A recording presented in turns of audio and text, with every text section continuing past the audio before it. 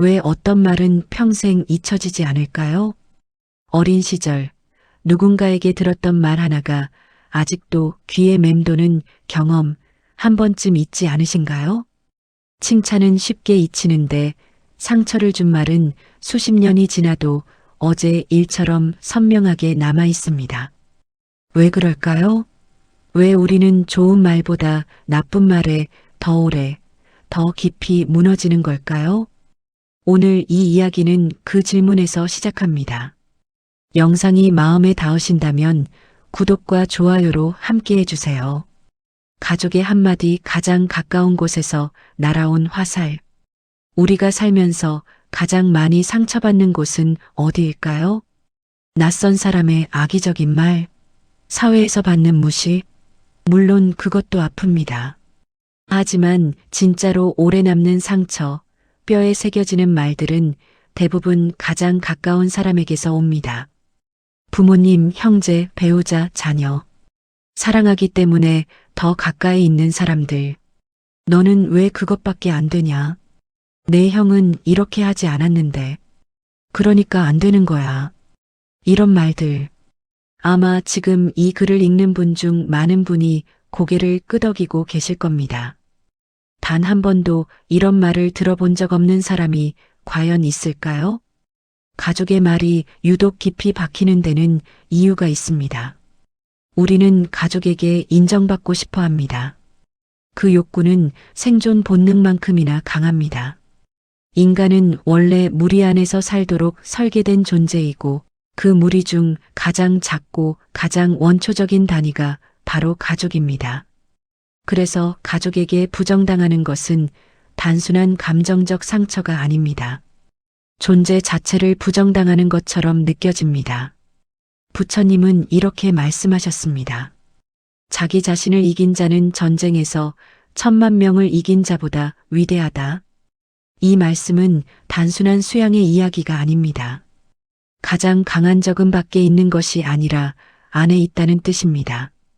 누군가의 말 한마디에 무너지는 그 내면의 취약함, 그것이 바로 우리가 평생 마주해야 할 진짜 전쟁터입니다.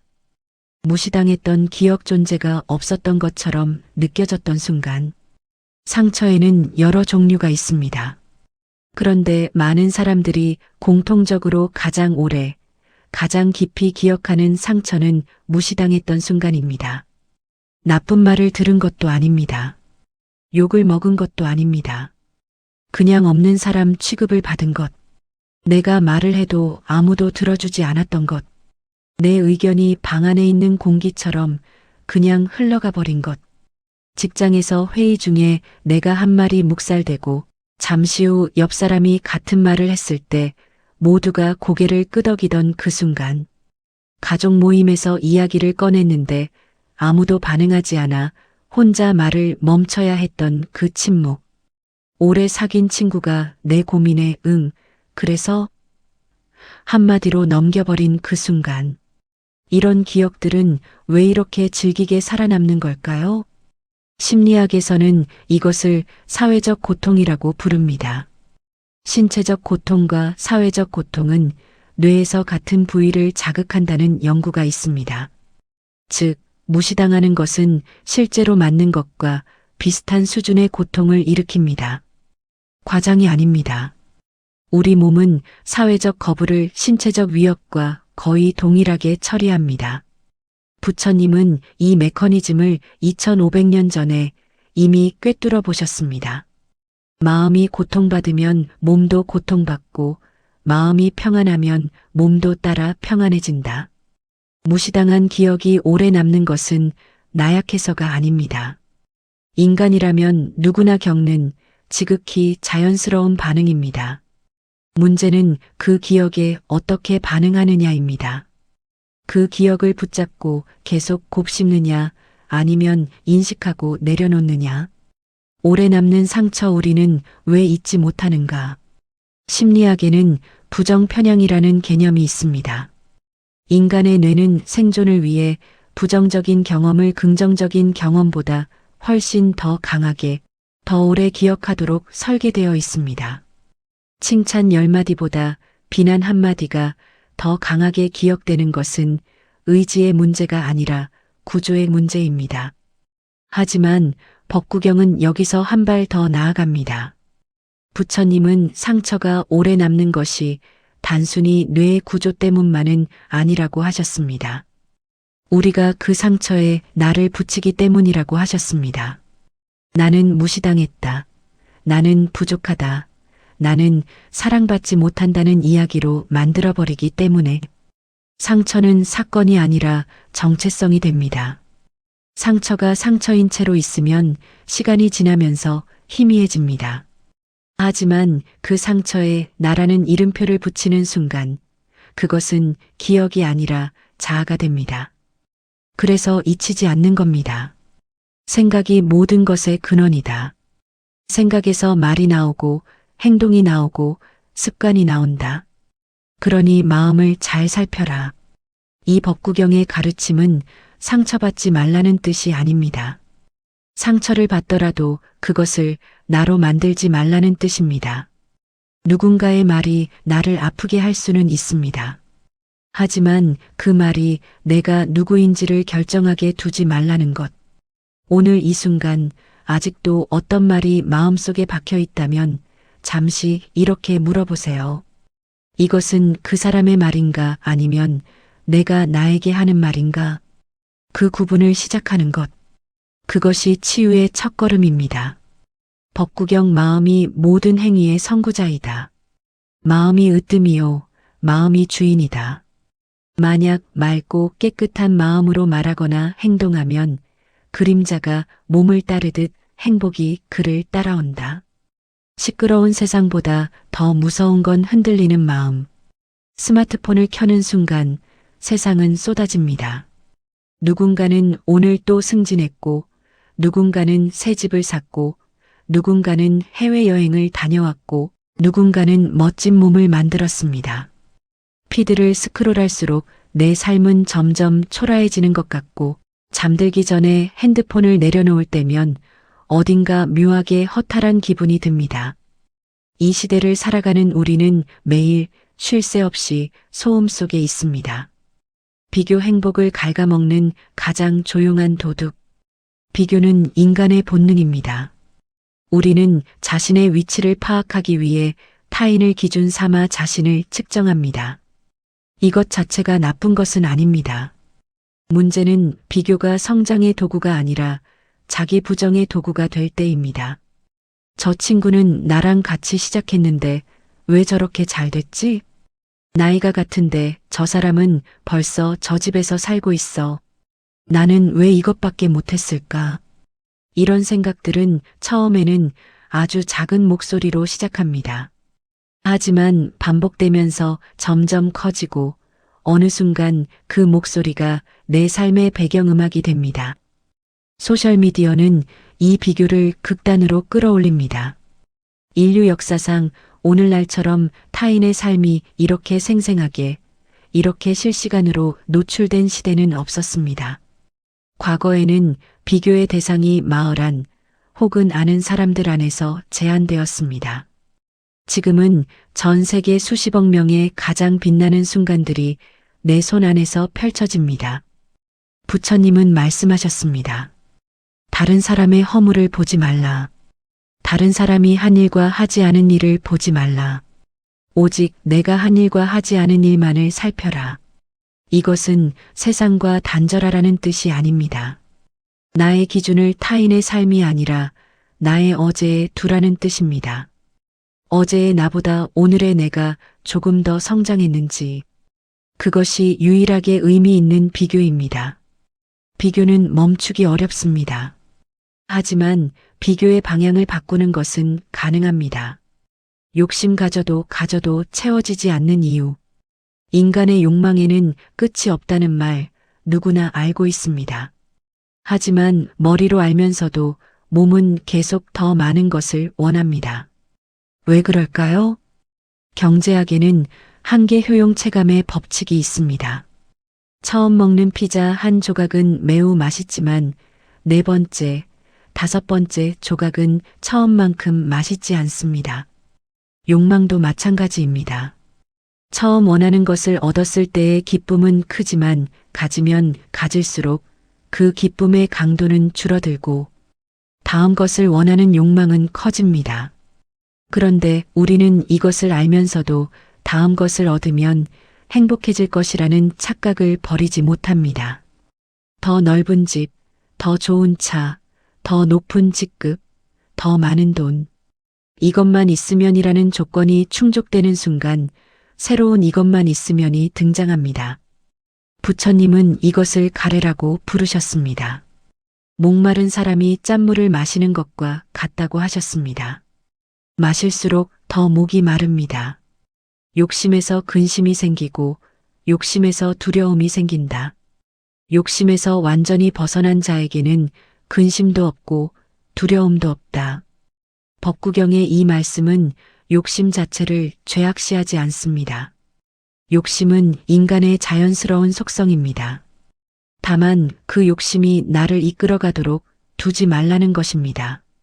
내가 욕심을 인식하고 관찰할 때 욕심은 주인이 아니라 손님이 됩니다. 경쟁 이겨도 행복하지 않은 게임. 우리 사회는 경쟁을 미덕으로 가르칩니다. 더 열심히, 더 빠르게, 더 높이. 경쟁에서 이기는 것이 성공이고 성공이 곧 행복이라는 공식이 어릴 때부터 주입됩니다. 그런데 이상한 일이 있습니다. 열심히 경쟁해서 원하는 것을 이룬 사람들 중 많은 수가 정작 그 자리에서 공허함을 느낀다고 말합니다. 드디어 1등이 되었는데, 드디어 목표를 이루었는데 왜 행복하지 않을까요? 경쟁 자체가 나쁜 것이 아닙니다. 문제는 경쟁을 삶의 목적으로 삼을 때입니다.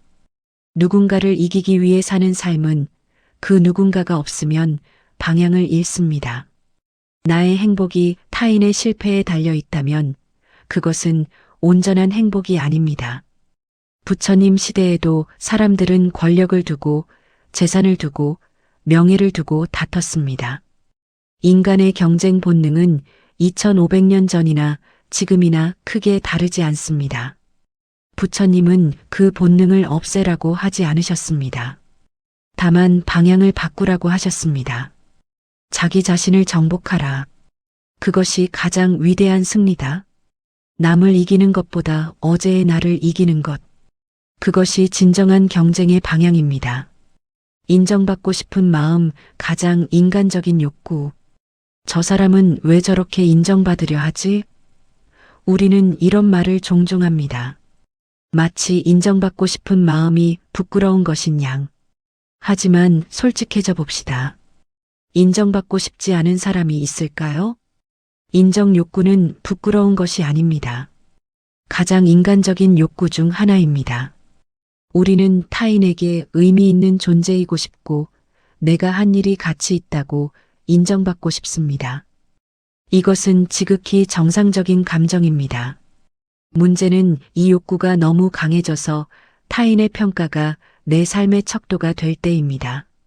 누군가가 나를 칭찬하면 하늘을 나는 것 같고 누군가가 나를 비판하면 세상이 끝날 것 같은 기분. 이 롤러코스터 위에서는 나의 행복이 항상 타인의 손에 달려 있습니다. 부처님은 이렇게 말씀하셨습니다. 꽃은 향기를 내기 위해 누군가의 칭찬을 기다리지 않는다. 인정받으려는 노력 자체를 멈추라는 것이 아닙니다. 다만 인정받지 못해도 흔들리지 않는 중심을 가지라는 것입니다. 그 중심은 타인이 아니라 자기 자신 안에서만 찾을 수 있습니다. 흔들리는 마음, 시끄러운 세상에서 고요를 찾는 법. 세상은 앞으로도 시끄러울 것입니다. 비교는 계속될 것이고 욕심은 사라지지 않을 것이며 경쟁은 더 치열해질 것입니다. 인정받고 싶은 마음도 사라지지 않을 것입니다. 부처님이 말씀하신 것은 그 소음이 사라진 세상을 만들라는 것이 아닙니다. 그 소음에 흔들리지 않는 마음을 만들라는 것입니다. 바로 이 이야기입니다. 마음을 다스리는 것, 마음을 닦는 것, 마음이 흔들릴 때 알아채는 것. 폭풍이 몰아쳐도 흔들리지 않는 나무는 뿌리가 깊은 나무입니다. 세상이 아무리 시끄러워도 흔들리지 않는 사람은 마음의 뿌리가 깊은 사람입니다. 그 뿌리를 내리는 것, 그것이 오늘 우리가 해야 할 일입니다. 세상을 바꾸려 하기 전에 먼저 나의 마음을 살펴보는 것. 그것이 부처님이 2500년 전에 우리에게 건네신 아직도 유효한 가르침입니다. 법구경 1000마디의 무의미한 말보다 하나의 의미 있는 말이 낫다. 그 한마디를 들은 이가 고요해진다면 부처님은 왜 미워하지 말라고 하셨을까? 밤이 깊어지면 낮에 눌러두었던 것들이 올라옵니다. 낮에는 바빴습니다. 할 일이 있었고 만날 사람이 있었고 유지해야 할 표정이 있었습니다. 괜찮아요. 네, 잘 지내요. 별일 없어요. 그 말들을 하루에도 수십 번 반복하면서 하루를 버텼습니다. 그런데 밤이 오면 아무도 없는 방 안에서 혼자가 되면 낮에 애써 눌러두었던 그것이 천천히, 아주 천천히 수면 위로 떠오릅니다. 그것의 이름은 화입니다. 겉은 괜찮은 척하지만 우리가 매일 쓰는 가면 사람들은 화를 잘 드러내지 않습니다. 특히 어른이 될수록 어릴 때는 화가 나면 울고 소리치고 바닥에 드러눕기도 했습니다. 감정이 그대로 밖으로 나왔습니다. 하지만 자라면서 우리는 배웁니다. 화를 내면 관계가 망가진다는 것을, 화를 내면 약해 보인다는 것을, 화를 내면 프로답지 못하다는 것을, 어른은 감정을 조절할 줄 알아야 한다고. 그래서 우리는 화를 안으로 밀어넣는 법을 배웁니다. 회의에서 부당한 말을 들었을 때도 고개를 끄덕입니다. 가족에게 상처받았을 때도 괜찮아라고 말합니다. 오래된 친구에게 배신당했을 때도 아무렇지 않은 척 웃습니다. 겉으로는 멀쩡합니다. 아무 문제 없어 보입니다. 그러나 속에서는 아무도 모르는 곳에서는 무언가가 천천히 타고 있습니다. 이것을 심리학에서는 억압된 분노라고 부릅니다. 표현되지 못한 화는 사라지지 않습니다. 형태를 바꿀 뿐입니다. 이유 없는 피로감, 무기력, 사소한 일에 갑자기 폭발하는 감정, 만성적인 두통과 소화불량. 몸이 먼저 신호를 보냅니다. 마음이 감당하지 못하는 것을 몸이 대신 짊어지고 있다는 신호를. 부처님은 이것을 알고 계셨습니다. 화를 누르는 자가 진정 강한 자다. 그러나 화를 누르는 것과 화를 녹이는 것은 다르다. 화를 억누르는 것은 잠시 뚜껑을 닫아두는 것입니다. 불은 여전히 타고 있습니다. 화를 녹이는 것은 그 불 자체를 끄는 것입니다. 부처님이 말씀하신 것은 전자가 아니라 후자입니다. 그리고 그 차이가 밤을 어떻게 보내느냐를 결정합니다. 마음속은 무너지고 있었다. 미움이 가장 먼저 상하게 하는 것. 화가 오래되면 미움이 됩니다.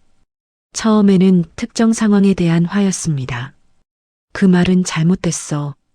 그 행동은 나빴어. 이건 정당한 감정입니다. 감정 자체는 옳고 그름이 없습니다. 그런데 그 화가 해소되지 못하고 쌓이면 점점 상황이 아니라 사람을 향하게 됩니다. 그 사람이 잘못됐어. 그 사람은 나쁜 사람이야.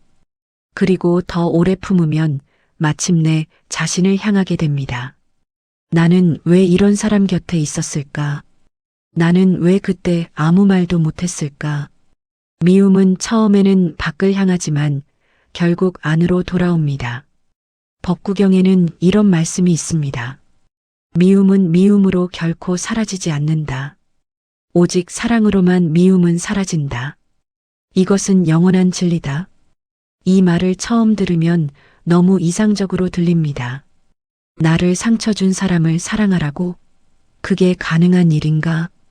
배신한 사람을, 무시한 사람을, 깊이 아프게 한 사람을 사랑하라고? 하지만 부처님이 말씀하신 사랑은 그 사람을 좋아하라는 뜻이 아닙니다. 그 사람을 위해 희생하라는 뜻도 아닙니다. 미움을 놓아주라는 뜻입니다. 미움을 놓아주는 것이 곧 자신을 살리는 것이라는 뜻입니다. 미움을 품고 있는 동안 가장 먼저 상하는 것은 미워하는 대상이 아닙니다. 미워하는 나 자신입니다. 생각해 보세요. 누군가를 미워할 때 우리는 어떤 상태에 있나요? 그 사람이 한 말이 머릿속에서 반복됩니다. 그 사람의 얼굴이 눈앞에 아른거립니다. 그 사람 때문에 밥맛이 없고 잠이 오지 않고 좋아하던 것들도 즐겁지 않습니다. 반면 내가 미워하는 그 사람은 아마 잘 자고 잘 먹고 잘 살고 있을 겁니다. 나의 미움을 모른 채. 이것이 미움의 잔인함입니다. 미움은 나를 가두고 상대는 자유롭게 둡니다. 부처님은 왜 미워하지 말라고 하셨을까?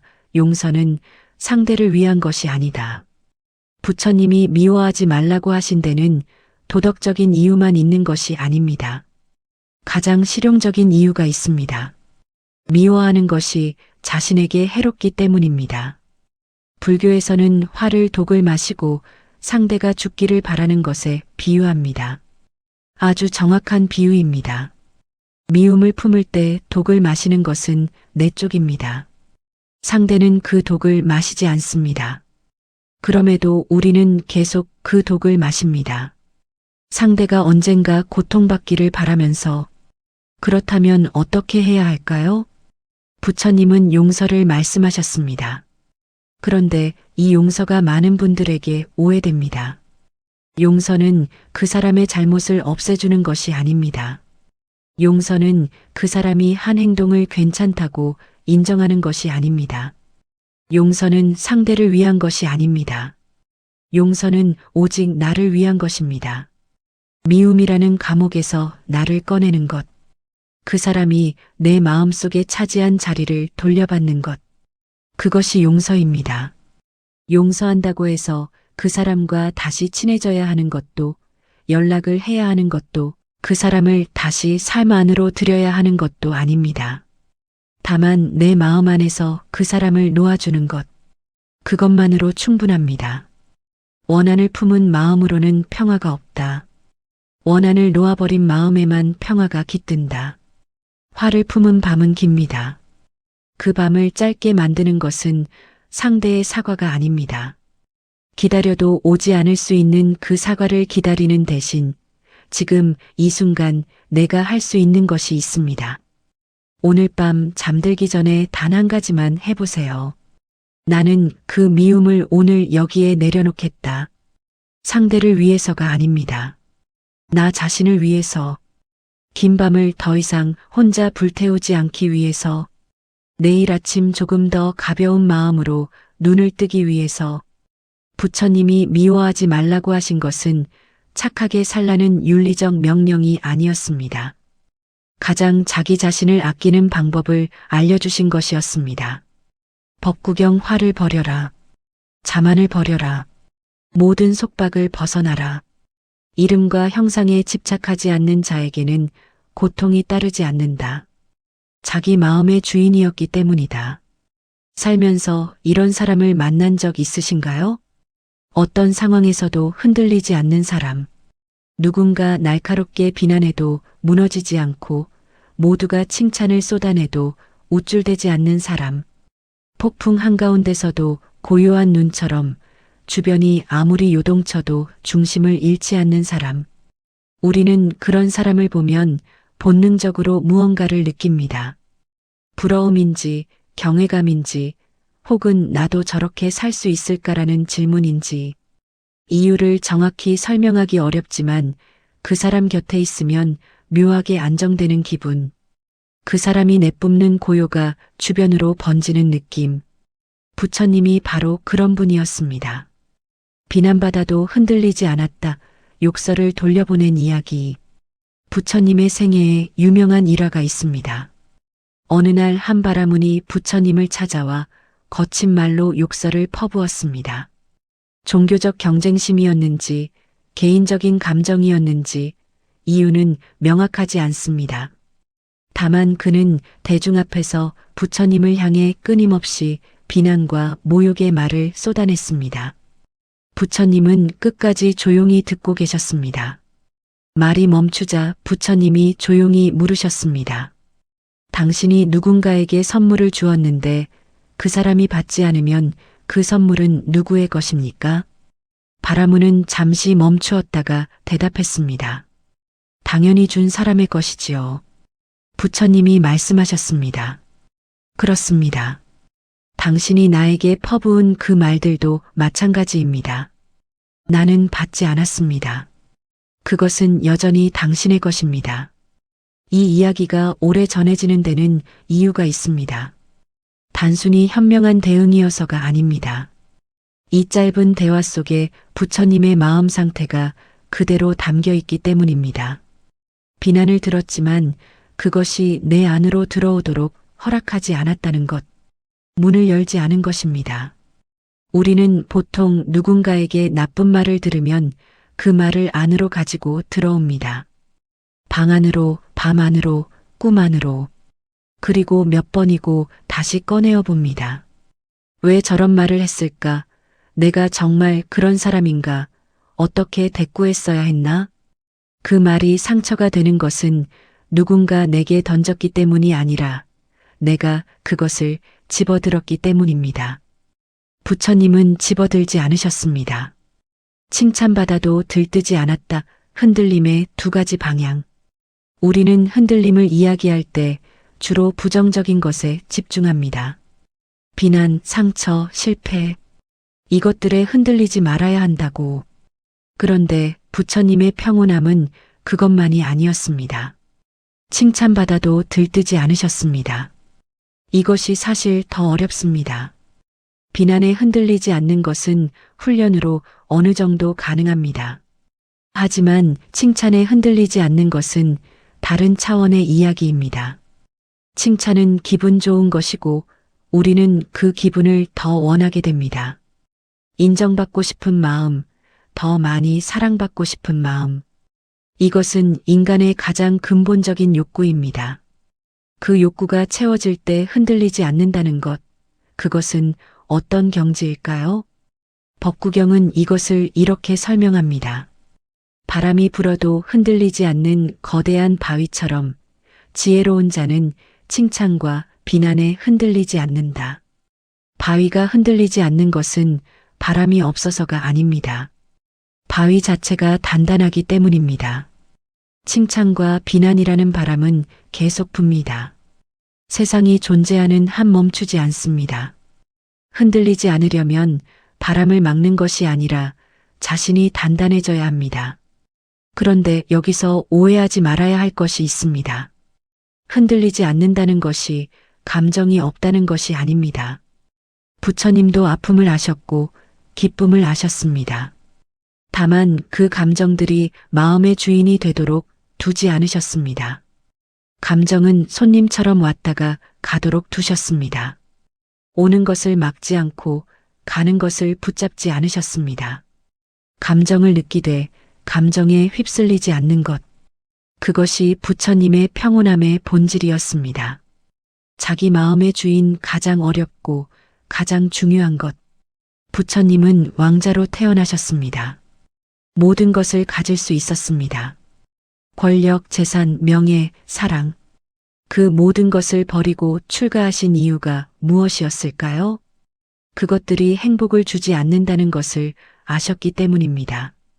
더 정확하게는 그것들에 의존하는 한 진정한 자유가 없다는 것을 아셨기 때문입니다. 바깥의 것에 마음이 달려있는 한 그것이 사라지는 순간 마음도 함께 무너집니다. 권력을 잃으면 두려워지고 명예를 잃으면 괴로워지고 사랑을 잃으면 절망합니다. 마음이 바깥에 묶여있기 때문입니다. 자기 마음의 주인이 된다는 것은 마음을 바깥의 어떤 것에도 묶어두지 않는다는 뜻입니다. 자기 자신을 이긴 자는 전쟁터에서 10,000,000명의 적을 이긴 자보다 위대하다. 이 법구경의 말씀은 선언이 아닙니다. 방향입니다. 우리가 평생 걸어가야 할 방향. 오늘 누군가의 말에 상처받았다면, 오늘 칭찬에 마음이 들떴다면 그것은 자연스러운 일입니다. 부처님처럼 완전한 평온에 이르는 것은 하루아침의 일이 아닙니다. 하지만 한 가지는 지금 이 순간 시작할 수 있습니다. 내 마음이 무엇에 흔들리고 있는지 알아채는 것. 알아채는 것만으로 이미 그 흔들림에서 한 발자국 물러선 것입니다. 한 발자국 물러서는 순간 나는 그 감정 속에 완전히 빠진 사람이 아니라 그 감정을 바라보는 사람이 됩니다. 바라보는 사람은 이미 조금 자유롭습니다. 그것이 마음의 주인이 되는 첫걸음입니다. 법구경 마음을 다스린 자에게 마음은 최고의 친구가 된다. 마음을 다스리지 못한 자에게 마음은 최고의 적이 된다. 화를 다스릴 줄 아는 사람. 우리는 강함을 눈으로 봅니다. 목소리가 큰 사람. 절대 지지 않는 사람. 밀리면 바로 밀어붙이는 사람. 약한 모습을 절대 보이지 않는 사람. 우리가 살아온 세상은 그런 사람을 강하다고 불러왔습니다. 그리고 우리는 그 기준에 맞추어 스스로를 강하게 보이려 애써왔습니다. 하지만 한 번쯤 의심해 본 적 없으신가요? 그 사람들이 진짜 강한 걸까요? 아니면 강해 보이는 걸까요? 큰 소리 치는 사람이 아니다. 소리가 클수록 속이 비어 있다. 큰 소리는 대부분 두려움에서 나옵니다. 진짜 자신 있는 사람은 굳이 목소리를 높이지 않아도 됩니다. 자신의 말이 충분히 힘 있다는 것을 알기 때문입니다. 반면 내면이 흔들리는 사람, 자신이 없는 사람, 어딘가 부족함을 느끼는 사람은 그것을 소리로 채우려 합니다. 크게 말하면 확신 있어 보이니까요. 강하게 밀어붙이면 이기는 것 같으니까요. 직장에서 언성을 높이는 상사, 집에서 고함을 지르는 사람, 온라인에서 거친 말로 상대를 제압하려는 사람. 이들을 가만히 들여다보면 공통점이 있습니다. 자신이 통제받는다고 느낄 때, 자신이 무시당한다고 느낄 때, 자신이 약해 보인다고 느낄 때 소리가 커집니다. 두려움이 크기 때문에 소리도 큰 것입니다. 부처님은 말씀하셨습니다. 분노로 가득 찬 말은 마치 불꽃과 같아서 뱉는 순간 자신도 함께 태운다. 큰 소리는 상대를 제압하는 것 같지만 실제로는 자신의 내면이 얼마나 흔들리고 있는지를 드러냅니다. 진짜 강한 사람은 소리가 아니라 존재로 말합니다. 목소리의 크기가 아니라 말의 무게로 말합니다. 조용하지만 단단한 사람, 흔들리는 것 같지 않은 사람, 그 사람 앞에서는 괜히 큰 소리가 잦아드는 경험 해보신 적 있지 않으신가요? 그것이 진짜 강함입니다. 참는 척하는 사람도 아니다. 억압과 다스림의 차이. 많은 사람들이 화를 참는 것이 강함이라고 생각합니다. 화가 나도 참고, 억울해도 참고, 상처받아도 내색하지 않는 것. 그것이 어른스럽고 성숙한 것이라고.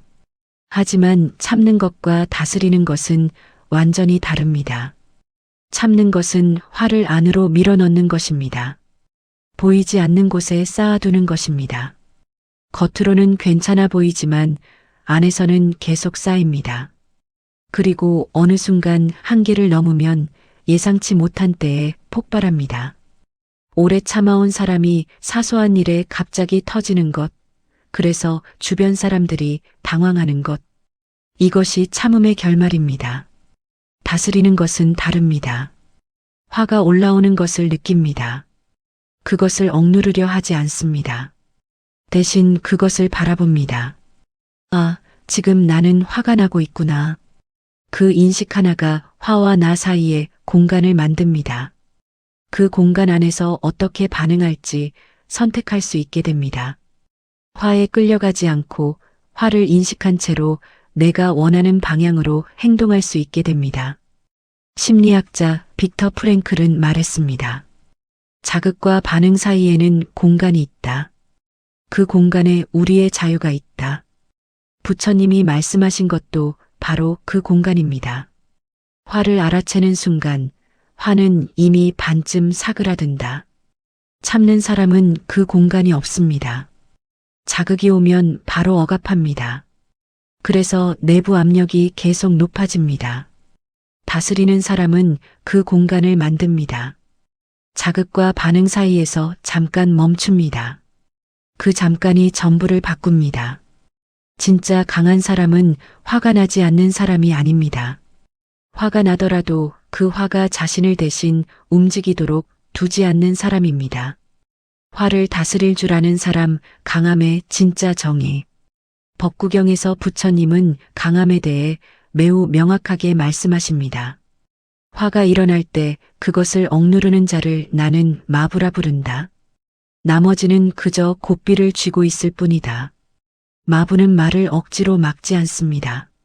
말의 힘과 방향을 이해하고 그것을 원하는 곳으로 이끕니다. 화를 다스리는 것도 이와 같습니다. 화를 없애는 것이 아니라 화의 에너지를 이해하고 방향을 바꾸는 것입니다. 화는 에너지입니다. 그 자체가 나쁜 것이 아닙니다. 무언가 잘못되었다는 신호이고 변화가 필요하다는 신호이고 경계가 침범당했다는 신호입니다. 화를 완전히 없애야 한다면 그 신호도 사라집니다. 필요한 것은 화를 없애는 것이 아니라 화가 보내는 신호를 읽고 그것을 지혜롭게 활용하는 것입니다. 그러려면 먼저 화를 알아야 합니다. 언제 화가 나는지, 어떤 상황에서 화가 올라오는지, 화가 올 때 몸에서 먼저 어떤 반응이 오는지, 가슴이 조여드는지, 턱이 굳어지는지, 호흡이 짧아지는지, 그 몸의 신호를 알아채는 연습, 그것이 화를 다스리는 첫 단계입니다. 몸이 먼저 알아챕니다. 마음이 알아채기 전에 그 순간 잠깐 멈추는 것, 깊이 한번 숨을 쉬는 것, 그것만으로도 자극과 반응 사이에 공간이 생깁니다. 그 공간 안에서 나는 더 이상 화에 끌려가는 사람이 아닙니다. 화를 인식하고 있는 사람입니다. 세상에서 가장 강한 사람은 남을 이기는 사람이 아닙니다. 자신의 화를 알아채고 그 화를 원하는 방향으로 이끌 수 있는 사람. 그것이 부처님이 말씀하신 진짜 강함입니다. 오늘 화가 난다면 그 화를 억누르지 마세요. 참으려 하지 마세요. 대신 잠깐 멈추고 이렇게 말해보세요. 나는 지금 화가 나고 있구나. 그 한 문장이 고삐를 쥐는 시작입니다. 법구경 분노를 정복하라. 선함으로 악을 정복하라. 베풀므로 인색함을 정복하라. 진실로 거짓을 정복하라. 놓는 순간 사람은 자유로워진다. 당신의 마음속에 지금 누군가가 있으신가요? 오래전에 깊이 상처를 준 사람. 아직도 생각하면 가슴 한편이 묵직해지는 사람. 그 사람이 잘 되었다는 소식을 들으면 왠지 불편한 사람. 다시는 보고 싶지 않지만 기묘하게도 여전히 머릿속에 살아있는 사람. 우리는 그것을 잊지 못하는 것이라고 부릅니다. 하지만 사실은 그것을 놓지 않고 있는 것일 수도 있습니다. 미움은 결국 자기 마음을 태운다. 불을 든 손. 오래된 불교의 비유가 있습니다. 누군가를 미워한다는 것은 뜨거운 불덩이를 손에 쥐고 상대에게 던지려는 것과 같다고. 그런데 던지기도 전에 먼저 타는 것은 그것을 쥐고 있는 내 손이라고. 이 비유가 불편하게 느껴지는 분도 있을 겁니다. 나는 억울하게 당한 사람인데 왜 내가 놓아야 하냐고. 잘못한 것은 저 사람인데 왜 내가 더 고통받아야 하냐고. 충분히 그 마음이 이해됩니다. 억울함은 정당합니다. 상처도 진짜입니다. 하지만 현실을 냉정하게 봅시다. 내가 누군가를 미워하는 동안 그 사람의 삶은 어떻게 될까요? 대부분의 경우 그 사람은 잘 지냅니다. 내가 미워하고 있다는 것을 모르거나 알아도 별로 신경 쓰지 않습니다. 심지어 그 사람이 이미 세상에 없어도 미움은 계속됩니다. 내 안에서. 반면 나는 어떻게 될까요? 그 사람을 생각할 때마다 심장이 빨라지고 혈압이 오르고 스트레스 호르몬이 분비됩니다. 그 감정적 반응이 반복될수록 몸도 영향을 받습니다. 수면의 질이 낮아지고 면역 기능이 저하되고 만성 피로와 우울감이 찾아옵니다. 미움은 공평하지 않습니다. 미워하는 사람보다 미워받는 사람이 더 많이 상합니다. 그것이 미움의 본질입니다. 미움을 품으면 자신을 먼저 해친다. 마치 뜨거운 숯을 손으로 집어 상대에게 던지려는 것처럼 미움을 놓는 것은 상대를 위한 것이 아닙니다. 타고 있는 내 손을 살리기 위한 것입니다. 복수는 끝이 없다 끝나지 않는 불꽃. 복수를 꿈꿔본 적 있으신가요? 저 사람이 언젠가 똑같이 당하기를 바란 적. 내가 잘 되어서 그 사람 코를 납작하게 해주고 싶다는 생각. 언젠가 꼭 되갚아주겠다는 다짐. 이것은 매우 인간적인 감정입니다. 잘못된 것이 아닙니다. 그런데 복수가 이루어졌을 때 실제로 어떤 기분인지 경험해 보신 분들은 아실 겁니다. 시원하지 않습니다. 오랫동안 복수를 꿈꾸다가 실제로 그것을 이룬 사람들이 공통적으로 말하는 것이 있습니다. 막상 그렇게 되고 나니까 이상하게 더 허탈했다고. 그게 끝이 아니었다고. 복수를 하고 나면 잠깐의 통쾌함 뒤에 새로운 상처와 새로운 갈등과 새로운 미움이 생겨납니다. 그리고 그것이 또 다른 복수를 부릅니다. 복수는 끝이 없습니다. 왜냐하면 복수는 상처를 해결하는 것이 아니라 상처를 주고받는 것이기 때문입니다.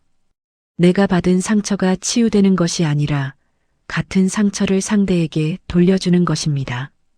상처는 여전히 거기 있습니다. 내 안에. 법구경은 이것을 아주 명확하게 말합니다. 미움은 미움으로 결코 사라지지 않는다. 오직 사랑으로만 미움은 사라진다. 이것은 영원한 진리다. 복수로 끝낼 수 없는 것을 끝내는 유일한 방법은 놓는 것입니다. 놓는 순간 사람은 자유로워진다. 용서의 진짜 의미. 놓는다는 것이 무엇인지 오해하는 분들이 많습니다. 놓는 것은 그 일이 괜찮다고 인정하는 것이 아닙니다. 잘못이 없다고 말하는 것이 아닙니다. 그 사람을 다시 가까이 두는 것도 아닙니다. 놓는 것은 오직 한 가지입니다. 그 사람이 내 마음속에서 차지하고 있는 자리를 돌려받는 것. 미움을 품고 있는 동안 그 사람은 내 마음에 새를 들어 살고 있습니다. 공짜로 내 에너지를 소비하면서 내 생각을 점령하면서 내 밤을 빼앗으면서 놓는 것은 그 사람을 내 마음에서 내보내는 것입니다. 더 이상 새를 주지 않는 것입니다. 그 순간 무엇이 생길까요? 공간이 생깁니다. 그 미움이 차지하고 있던 자리에 다른 것이 들어올 수 있는 공간이, 새로운 관계, 새로운 경험, 새로운 기쁨, 묶여있던 에너지가 풀려서 내가 진짜 원하는 것으로 흘러갈 수 있게 됩니다. 이것이 자유입니다. 묶인 것이 풀리는 자유, 무거운 것을 내려놓는 자유, 더 이상 과거에 발목 잡히지 않는 자유. 부처님이 말씀하신 해탈의 가장 작고 일상적인 형태가 바로 이것이 아닐까 싶습니다.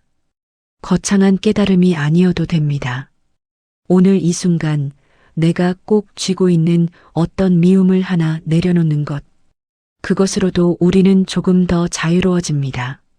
놓는 것은 한 번에 완전히 되지 않아도 됩니다. 오늘 조금 놓고 내일 또 조금 놓고 그렇게 조금씩 손을 펴는 것. 뜨거운 것을 쥐고 있던 손이 서서히 식어가는 것. 그것으로 충분합니다. 놓아버리면 가벼워진다. 가벼워지면 멀리 갈 수 있다. 오늘 당신의 마음속에 오래 살고 있는 그 사람에게 조용히 말해보세요. 나는 이제 당신을 놓아드리겠습니다. 나를 위해서.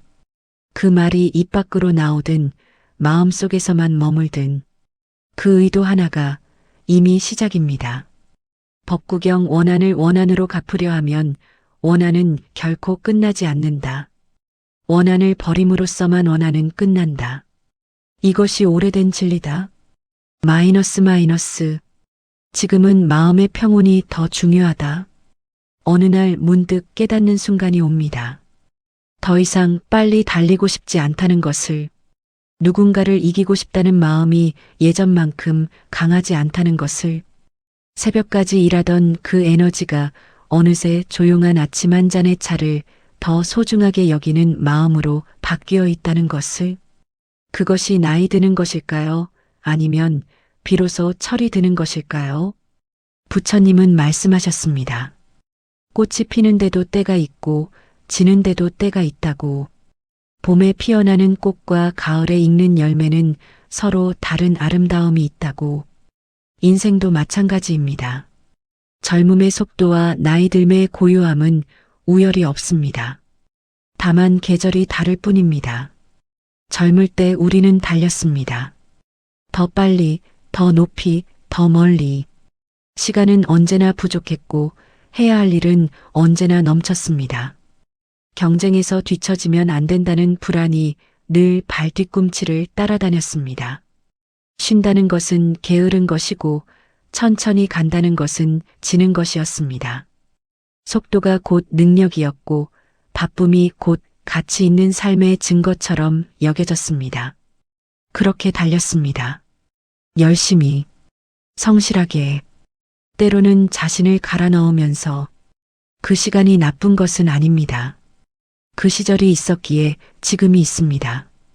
그 달림이 있었기에 많은 것을 이루었습니다. 가족을 부양했고, 일을 해냈고, 삶의 터전을 만들었습니다. 그 모든 것은 진짜이고, 소중하고, 자랑스러운 것입니다. 하지만 어느 순간 달리면서 두고 온 것들이 보이기 시작합니다. 너무 바빠서 제대로 누리지 못한 아이들의 어린 시절, 늘 다음에 하자고 미뤄두었던 부모님과의 여행, 좋아했지만 시간이 없다는 이유로 내려놓았던 취미들, 마음 편히 앉아서 하늘을 본 것이 언제였는지 기억나지 않는 날들. 달리는 동안 우리는 앞만 보았습니다. 그것은 필요한 일이었습니다. 하지만 달리기가 삶의 전부가 될 수는 없습니다. 언젠가는 멈추어야 합니다. 멈추어서 내가 어디에 있는지, 무엇을 위해 달려왔는지, 그리고 이제 어디로 가야 하는지를 바라보아야 합니다. 그 멈춤의 시간이 인생의 후반부입니다. 서두르지 마라. 아직 때가 있다. 꽃은 자신의 계절에 핀다. 지금은 마음의 평온이 더 중요하다. 고요함은 아무것도 하지 않는 상태가 아닙니다. 많은 분들이 오해합니다. 나이 들어 조용히 지내는 것을 포기한 것으로, 물러선 것으로, 삶에 패배한 것으로. 하지만 그것은 다릅니다. 진정한 고요함은 내면이 흔들리지 않는 상태에서 여전히 세상 속에 서 있는 것입니다. 바깥이 조용한 것이 아니라 안이 조용한 것. 법구경은 이 고요함을 최고의 경지로 봅니다. 고요한 마음이 최고의 행복이다. 젊을 때는 이 말이 잘 와닿지 않습니다. 고요함이 행복이라니 너무 밋밋하지 않나? 자극적인 것이 더 재밌지 않나? 하지만 살면서 많은 것을 겪고 나면 이 말의 깊이가 다르게 느껴집니다. 많이 가졌지만 불안했던 시절, 모든 것이 있는 것 같았지만 마음은 언제나 쫓기듯 살았던 시절을 돌아보면 그때 내게 정말 필요했던 것이 무엇이었는지 보입니다. 더 많은 성공이 아니었습니다. 더 큰 집이 아니었습니다. 잠깐이라도 아무 걱정 없이 앉아 있을 수 있는 마음의 평화였습니다. 고요함이 주는 선물이 있습니다. 첫 번째는 비로소 들린다는 것입니다. 바쁠 때는 듣지 못했던 것들이, 새소리, 빗소리, 사랑하는 사람의 숨소리, 오래 함께 살았지만 제대로 본 적 없었던 얼굴. 고요해지면 감각이 살아납니다. 세상이 더 선명해집니다. 두 번째 선물은 내가 보인다는 것입니다. 달리는 동안에는 나 자신을 볼 여유가 없었습니다. 멈추어야 비로소 내가 보입니다. 내가 지금 어떤 상태인지, 무엇이 나를 힘들게 하는지, 진정으로 원하는 것이 무엇인지. 그 알미 시작될 때 삶의 방향도 조금씩 달라집니다. 세 번째 선물은 관계가 깊어진다는 것입니다. 바쁠 때는 사람을 만나도 온전히 함께 있지 못했습니다. 몸은 여기 있지만 마음은 다음 일을 생각하고 있었습니다. 고요해지면 비로소 온전히 함께 있을 수 있게 됩니다. 그 온전한 함께 있음이 관계를 깊게 만듭니다. 달리기에서 걷기로, 소음에서 고요로, 속도에서 깊이로. 이 전환은 포기가 아닙니다. 성숙입니다. 나무가 봄에는 가지를 뻗고 잎을 피웁니다. 여름에는 무성하게 자랍니다. 가을이 되면 잎을 내려놓습니다. 그것이 나무의 죽음이 아닙니다. 뿌리로 에너지를 모으는 시간입니다. 더 깊이, 더 단단하게 뿌리 내리는 시간. 그 뿌리가 있어야 다음 봄에 다시 꽃을 피울 수 있습니다. 인생 후반부의 고요함도 그와 같습니다. 바깥으로 뻗어나가던 에너지가 안으로 모이는 시간. 더 깊어지는 시간. 더 단단해지는 시간. 부처님은 깨달음을 얻으신 후 45년을 더 사셨습니다. 그 45년 동안 쉬지 않으셨습니다. 수많은 사람을 만나고 가르치고 함께 하셨습니다. 하지만 그 모든 것이 고요함 위에서 이루어졌습니다. 아니, 고요하기 때문에 밖에서 어떤 일이 일어나도 흔들리지 않으셨습니다. 고요함은 삶에서 물러서는 것이 아닙니다. 더 온전히 삶 안에 있는 것입니다. 오늘 잠시 멈추어 보세요. 아무것도 하지 않아도 되는 5분. 핸드폰도 내려놓고 해야 할 일 목록도 잠시 접어두고 그냥 지금 이 순간 여기 있는 것. 숨을 느끼고 몸을 느끼고 이 고요함을 느끼는 것. 그 5분이 처음에는 불편할 수 있습니다. 뭔가를 해야 할 것 같은 조급함이 올라올 수 있습니다. 하지만 그 불편함을 지나면 오랫동안 잊고 있었던 것이 천천히 돌아옵니다. 나 자신으로 있는 편안함이. 법구경 평온한 마음을 가진 자는 말도 평온하고 행동도 평온하다. 바른 알무로 해탈한 자, 그는 실로 평온하다. 많이 가지는 삶이 아니라 많이 내려놓는 삶. 우리는 평생 채우는 법을 배웠습니다. 더 많이 가져야 한다고, 더 높이 올라가야 한다고, 더 많이 쌓아두어야 안전하다고. 사회는 그렇게 가르쳤고 우리는 그 가르침대로 살았습니다. 채우고 또 채우고 그래도 부족한 것 같아서 또 채우고. 그런데 인생의 어느 지점에서 조용한 질문 하나가 올라옵니다.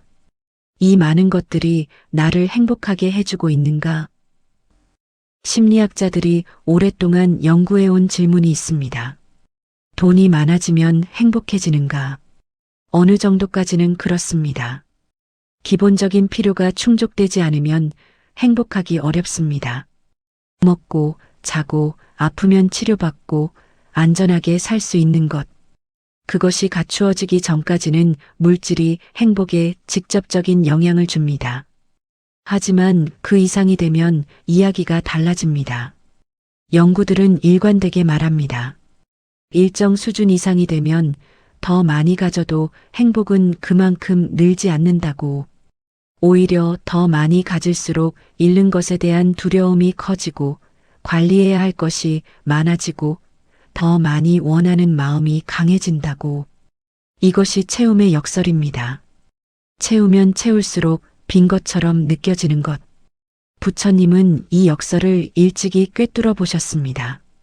왕자로서 모든 것을 누리셨지만 그 풍요 속에서 오히려 공허함을 발견하셨습니다. 그리고 모든 것을 내려놓으셨을 때 비로소 진정한 충만함을 경험하셨습니다. 집착을 버리면 고통이 사라진다. 욕망을 버리면 두려움이 사라진다. 내려놓는다는 것이 가난하게 산다는 뜻이 아닙니다. 갖고 있는 것에 집착하지 않는다는 뜻입니다. 더 많이 가지려는 욕심에 끌려다니지 않는다는 뜻입니다. 지금 가진 것으로 충분할 수 있다는 것을 아는 것.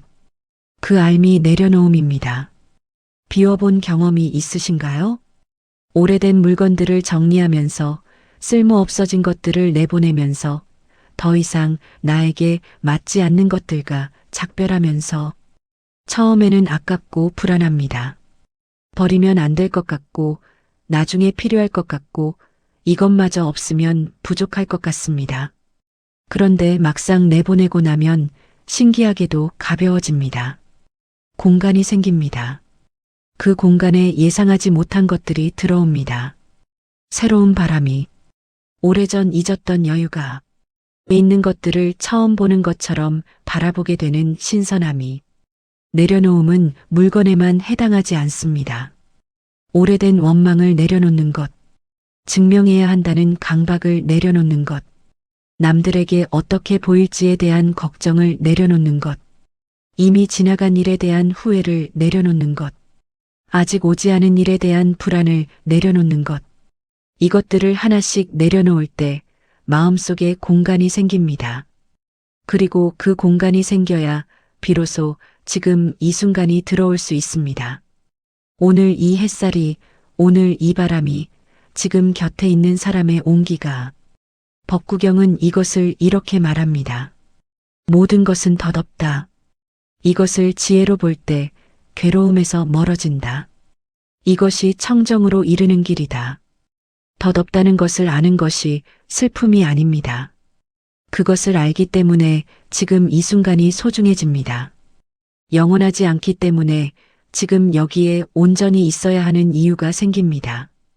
부처처럼 산다는 것이 어떤 이미지로 떠오르시나요? 산속절에서 홀로 수행하는 거? 세상의 모든 욕심을 끊고 청빈하게 사는 거? 이미 깨달음을 얻은 성자처럼 완전해지는 거? 하지만 법구경이 말하는 부처처럼 사는 것은 그런 거창한 이야기가 아닙니다. 훨씬 더 일상적이고 훨씬 더 지금 이 자리에서 시작할 수 있는 것입니다. 아침에 눈을 뜰 때 오늘 하루 마음의 주인으로 살겠다고 조용히 다짐하는 것. 누군가의 말에 상처받았을 때 그 말을 집어들기 전에 한번 멈추는 것. 화가 올라올 때 그 화를 알아채고 잠깐 숨을 고르는 것. 비교하는 마음이 생길 때 그 마음을 알아채고 나의 어제를 돌아보는 것. 미움이 오를 때 그 미움이 나를 태우고 있다는 것을 기억하는 것. 이 작은 것들, 이 조용한 선택들, 이것이 쌓여서 삶이 됩니다. 부처님도 처음부터 부처님이 아니었습니다. 왕궁을 나와 6년을 고행하셨고 그 고행도 답이 아님을 알고 내려놓으셨고 보리수 아래 앉아 마침내 자신의 마음을 완전히 마주하셨습니다. 그 여정이 있었기에 깨달음이 있었습니다. 우리에게 필요한 것은 완벽한 깨달음이 아닙니다. 조금씩 더 나 자신을 알아가는 것, 조금씩 더 지금 이 순간에 있는 것, 조금씩 더 내려놓는 것, 그것으로 충분합니다. 천리 길도 한 걸음부터 시작된다. 이 긴 이야기가 끝나는 자리에서 마지막으로 한 가지 질문을 드리고 싶습니다. 오늘 당신의 마음은 세상을 따라 흔들리고 있습니까? 아니면 조용히 자신을 바라보고 있습니까? 이 질문에 정답은 없습니다. 오늘 흔들렸다면 내일 조금 덜 흔들리면 됩니다. 오늘 놓지 못했다면 내일 조금 더 손을 펴면 됩니다. 오늘 화를 다스리지 못했다면 내일 한 박자 더 일찍 알아채면 됩니다. 부처님의 가르침은 완벽한 사람이 되라는 것이 아닙니다. 방향을 잃지 말라는 것입니다. 마음을 살피는 것을 멈추지 말라는 것입니다. 법구경 14장은 부처님의 이야기이지만 동시에 우리 모두의 이야기입니다. 말에 상처받고 비교에 지치고 화를 품고 미움을 키우고 그러면서도 더 나은 삶을 원하는 사람들의 이야기. 완전하지 않지만 그래도 오늘 하루를 살아내는 사람들의 이야기. 당신도 그 사람들 중 하나입니다. 그리고 그것만으로 이미 충분히 대단합니다. 오늘 하루가 힘들었다면 이 말씀을 가지고 잠자리에 드세요.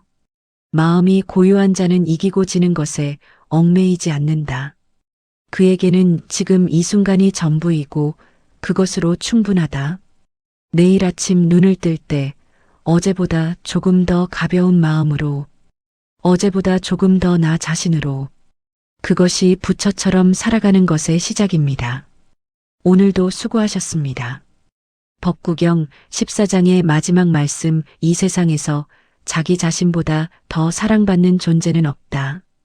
자신을 사랑하는 자는 남을 해치지 않는다. 자기 자신을 잘 보살피는 것, 그것이 모든 것의 시작이다.